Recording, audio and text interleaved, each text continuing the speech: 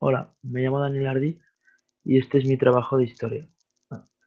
El antiguo régimen fue un sistema político, social y económico existente en Europa entre el Renacimiento y la Revolución Francesa. El término lo pusieron los revolucionarios franceses para proclamar el nacimiento de una nueva era basada en las ideas del liberalismo.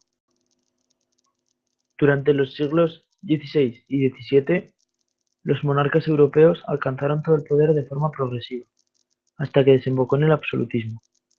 Se consideraba que el poder del rey tenía origen divino, es decir, procedía de Dios. El máximo representante del absolutismo fue el monarca francés Luis XIV, cuyo lema era "El Estado soy yo". Este lema representaba perfectamente el absolutismo, el cual era el sistema de la época. En Europa, una excepción parlamentaria fue Gran Bretaña. En la monarquía de Gran Bretaña, el rey estaba sometido al Parlamento, debido a que en 1688 se firmó la Carta de Derechos, en la que el rey dividía su poder con el Parlamento.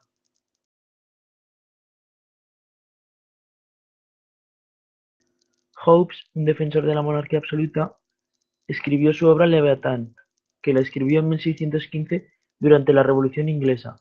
Defendía el poder del monarca frente al Parlamento. Para Hobbes, el ser humano era egoísta, y para que su sociedad no caiga en la anarquía, se necesita un poder que mantenga el orden. Otro de los defensores de la monarquía absoluta era Bossuet. En su obra principal, Política sacada de las Sagradas Escrituras, escrita en 1709, definía el absolutismo como consecuencia de la providencia divina. John Locke, el principal defensor del parlamentarismo del siglo XVII, decía que el individuo tiene una serie de derechos inalienables, como la vida, la propiedad y la felicidad.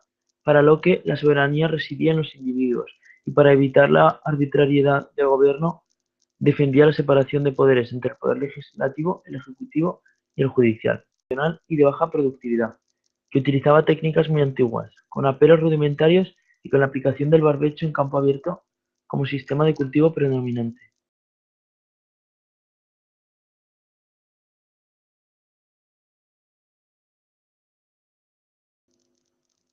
A partir del siglo XVII se introdujeron cambios en la agricultura, como la rotación cuadrienal, la proliferación de nuevos cultivos como el maíz, el tomate o la remolacha, la mejora en los útiles de labranza o la selección de semillas que permitieron una mejor alimentación. La actividad industrial era de tipo artesanal y se realizaba en pequeños talleres, aunque muchos comerciantes, para evitar los estrictos controles de premios, decidieron llevarse la producción a las zonas rurales. Esto era conocido como domestic system.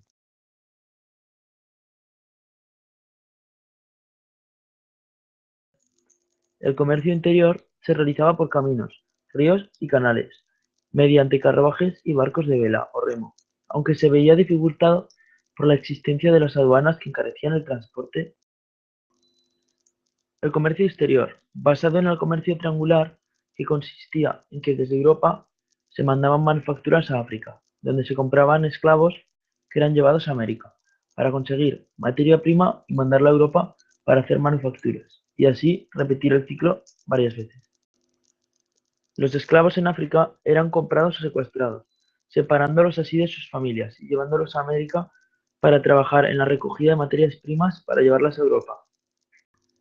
La sociedad del antiguo régimen era una sociedad estamental, dividida en privilegiados, que eran la nobleza y el clero, que estos no tenían que pagar ningún impuesto, y los no privilegiados, que eran los más numerosos, la mayoría de estos campesinos, aunque también había burgueses y artesanos.